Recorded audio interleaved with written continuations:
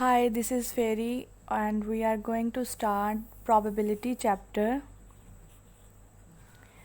Today our topic is probability. We will do this from chapter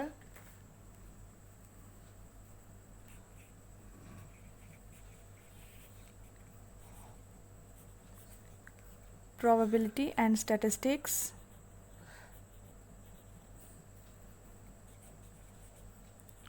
for engineers and scientists. मेरे पास इसका 8th addition है। अभी इसका new addition भी आ चुका है मार्केट में, जो कि 9th एडिशन है। और 8th एडिशन और 9th एडिशन बहुत ज़्यादा सिमिलर है, बस कुछ क्वेश्चंस हैं जो 9th एडिशन में जो हैं वो ऐड किए हुए हैं। So that is not a big deal. आपके पास जो थ्योरी वर्क है वो सारा सेम है, और अगर आप लोग 8th एडिशन कर रहे हैं तो आपके लिए बहुत अच्छा है, और अगर आप 9th एडिशन कर रहे हैं तो फिर आप जो है वो हेल्प ले सकते हैं इस वीडियो की भी। तो बुक का नाम मैंने आपके पास मेंशन कर दिया है, 8th एडिशन भी मेंशन कर दिया। ऑथर का नाम मैं मेंशन कर देती हूँ, बाय वॉलपोल। ठीक है, चूँकि ये हमारी फर्स्ट जो है वीडियो है, दैट्स वाई मैंने आपको इंट्रोडक्शन बुक का बता दिया है, साथ में एडिशन भी और साथ ही इसके ऑथर्स के नाम भी, ताकि जब भी आप मार्केट में जाएं तो आपको बआसानी ये बुक मिल सके।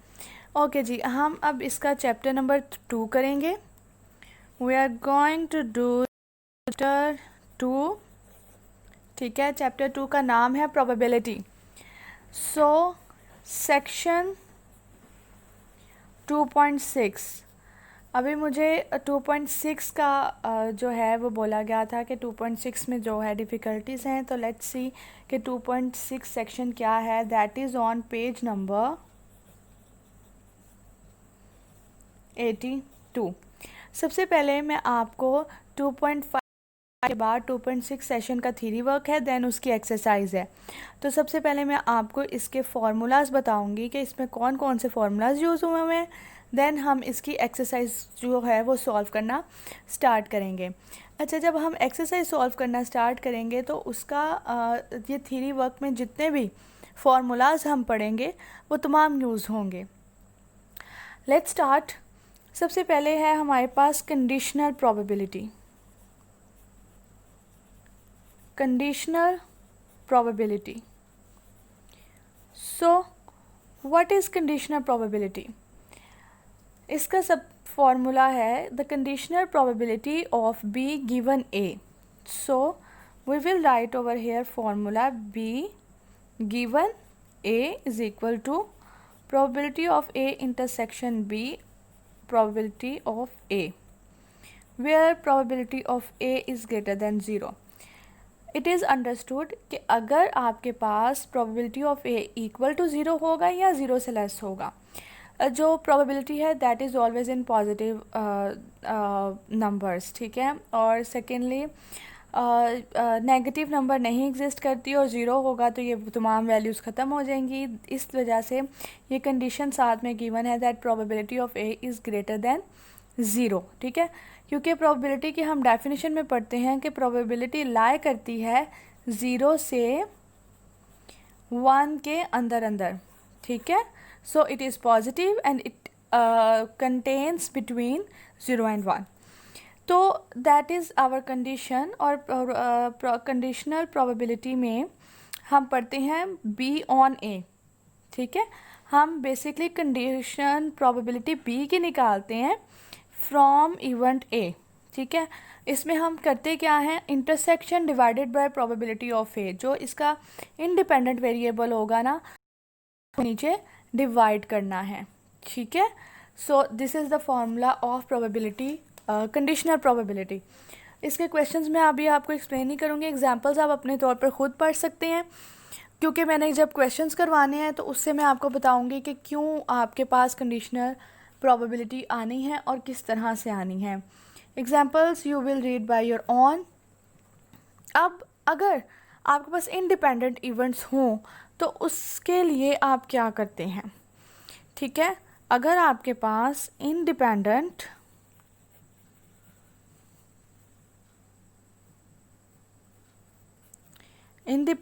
इवेंट हों तो उसके लिए प्रोबेबिलिटी क्या होती है, उसके लिए प्रोबेबिलिटी बी अंडर ए जो है that will equal to probability of B, ठीक है। बी ऑन ए में जो है प्रोबेबिलिटी बी के इक्वल ही होगी क्योंकि इसका इंटरसेक्शन ही एग्जिस्ट नहीं करेगा इंडिपेंडेंट केस में, तो आप इसको ऐसे लिख सकते हैं। और अगर आप प्रोबेबिलिटी, यहाँ पे मैं बात कर रही हूँ बार बार probability of B on A, अगर इस तरह से लिखूँ probability of A on B तो फिर क्या होगा, प्रोबेबिलिटी ऑफ ए के इक्वल होगा, ठीक है। याद रहे जिस चीज़ की आप प्रोबेबिलिटी निकाल रहे हैं ये उसके इक्वल होगा।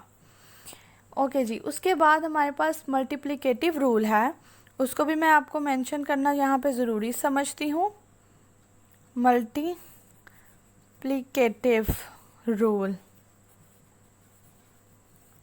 सो व्हाट इज़ मल्टीप्लिकेटिव रूल के सिंपल आपने ये फॉर्मूला पढ़ा है ऊपर, ठीक है, आपने ये फॉर्मूला जो है वो ऊपर पढ़ा है, ठीक है।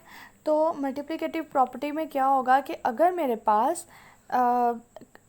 मुझे ये चीज़ फाइंड आउट करनी है तो मैं इन दोनों को मल्टीप्लाई कर सकती हूँ, ठीक है। इन दोनों को क्या कर सकती हूँ, मल्टीप्लाई कर सकती हूँ, तो मेरे पास ये चीज़ आ जाएगी।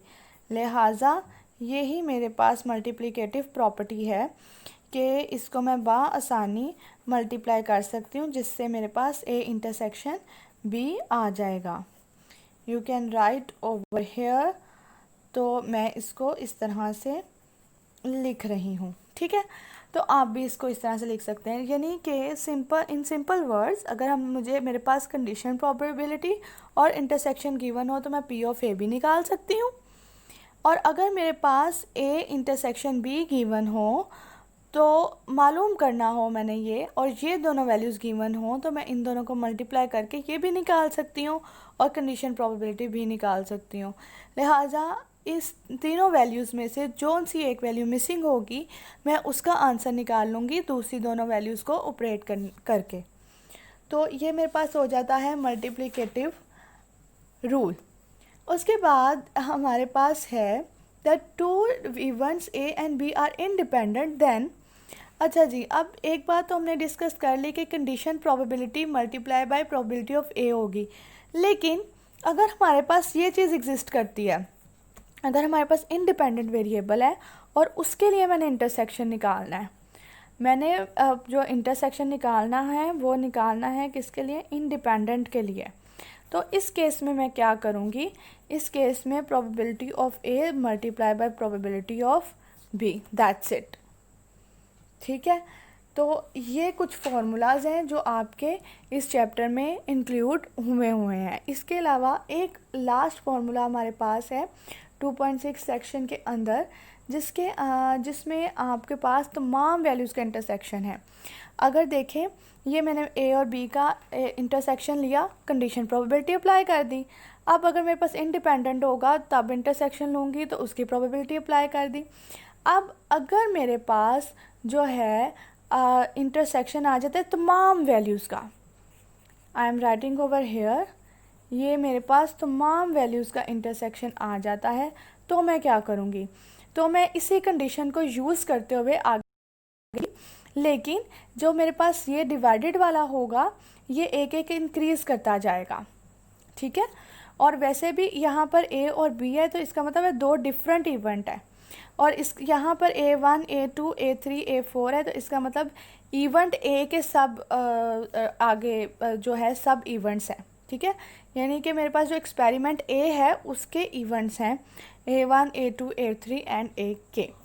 तो ओके जी, लेट्स सी इसका फॉर्मूला, इस पर कंडीशन प्रोबेबिलिटी अप्लाई करते हैं तो मेरे पास कंडीशन प्रोबेबिलिटी अप्लाई करने से ये आ जाएगा, ठीक है। लेकिन अब सेकंड के लिए हमने ये नहीं करना, सेकंड के लिए इसमें थोड़ा सा इंक्रीज़ करना है या थोड़ा सा डिफरेंस क्रिएट करना है। P A3 divided by A1 intersection A2, ठीक है, एंड सिमिलरली सो ऑन। यानी होगा क्या कि मेरे पास यहाँ पर A2 कंडीशन है A1 की, जब मैं A3 लूँगी तो जो पहले वाले होंगे उनका इंटरसेक्शन आएगा। इसी तरह से अब आप खुद गैस करें, अगर A4 है तो इंटरसेक्शन आएगा 3 का आ जाएगा। ठीक है, सिमिलरली सो ऑन ये चलता जाएगा। अगर A इंटरसेक्शन 5 का मैं ले रही हूँ, ठीक है, प्रोबेबिलिटी ऑफ इंटरसेक्शन 5 ले रही हूँ, तो मेरे पास यहाँ पे कितनी वैल्यूज़ आ जाएंगी? यहाँ पे मेरे पास वैल्यूज़ आ जाएंगी, अगर आप देख सकें तो मेरे पास वैल्यूज़ आ जाएंगी 4 तक। ठीक हो गया। तो आगे इसको आप जो है वो एग्ज़िट करके लिख सकते हैं इस तरह से, सो ऑन AK -1, यानी कि यहाँ पे जो वैल्यू आ रही है उससे एक वैल्यू कम तक इसकी प्रोबेबिलिटी की कंडीशन जा रही है। ये तमाम जो था वो थ्योरी वर्क था।